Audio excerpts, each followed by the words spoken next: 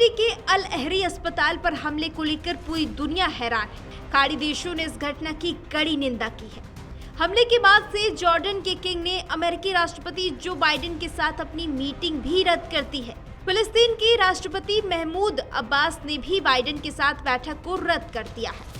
इसके अलावा मिस्र के राष्ट्रपति अब्देल फतेह अल सीसी भी जो बाइडेन से नहीं मिलेंगे। इधर इजराइल के प्रधानमंत्री ने हमले के लिए हमास को जिम्मेदार ठहराया है।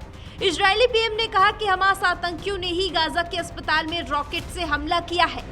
In addition, there are two independent videos which show the failure of the rocket launch and the continuation of rocket flight towards the ground within the Gaza Strip, falling in the hospital compound. Third, we have intelligence, some that will be shared here, of communication between terrorists talking about rockets misfiring. The terrorists realized that the rocket had misfired and made specific reference to the Al-Hali Al-Madani hospital. I would want to let everybody hear the conversation and I will do the translation in English. लेकिन संयुक्त राष्ट्र में फिलिस्तीनी राजदूत Riyadh Mansoor ने कहा कि PM Netanyahu झूठ बोल रहे हैं।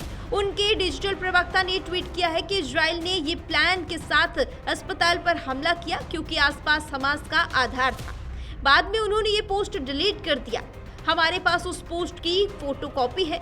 अब उन्होंने फिलिस्तीनियों को दोषी ठहराने की कोशिश करने के लिए कहानी बदल दी। इस हमले के लिए इजराइल जिम्मेदार है और वो इससे निपटने के लिए कहानियां नहीं कर सकते।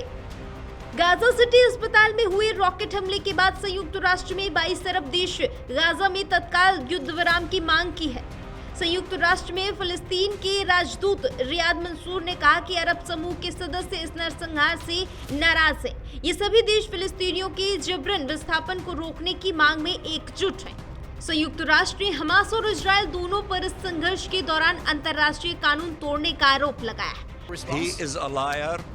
His spokesperson and digital spokesperson tweeted that Israel did the hit, thinking that there is around this hospital a base for Hamas, and then he deleted that tweet.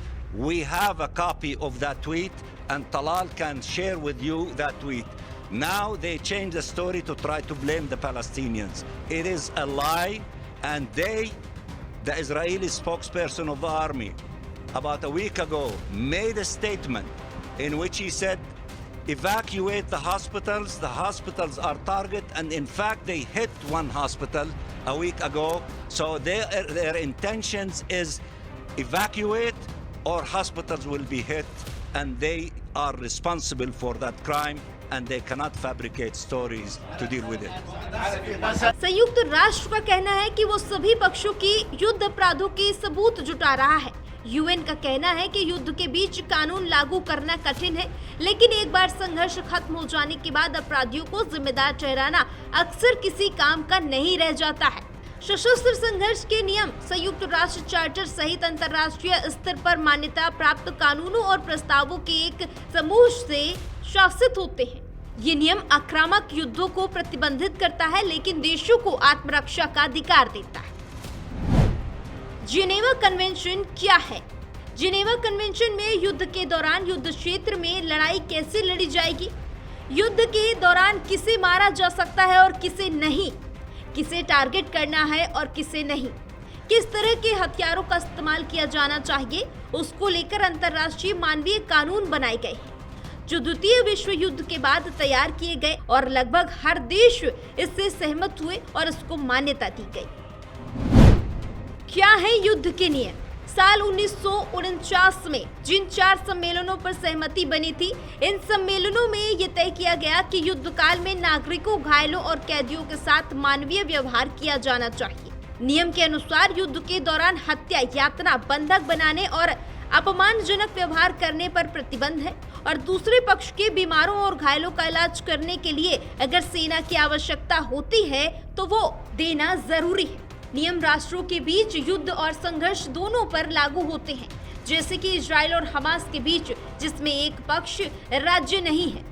Hamas ने इजरायली कस्बों और शहरों पर हजारों रॉकेट दागे हैं और 7 अक्टूबर को गाजा से सीमा पार सैकड़ों बंदूकधारी भेजे।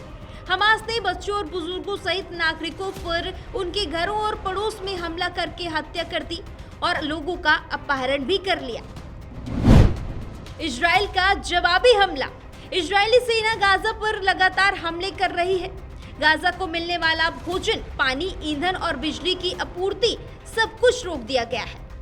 साथ ही जमीनी हमले से पहले लोगों को गाजा पट्टी के उत्तरी आधे हिस्से को छोड़ने के लिए कहा गया है, लेकिन जिनेवा रेड क्रॉस की अंतर्राष्ट्रीय समिति ने कहा कि हजारों लोगों को अपने घर छोड़ने का निर्देश देना, पूर्ण घेराबंदी के साथ उन्हें भोजन, पानी और बिजली से वंचित करना अंतर्राष्ट्रीय मानवीय कानून के अनुकूल नहीं है। तो वहीं इजरायली सेना का कहना है कि वो अंतर्राष्ट्रीय कानून का पालन करती है और केवल वैध सैन्य ठिकानों पर ही हमला करती है, क्योंकि वो हमास का खात्मा करना चाहती है।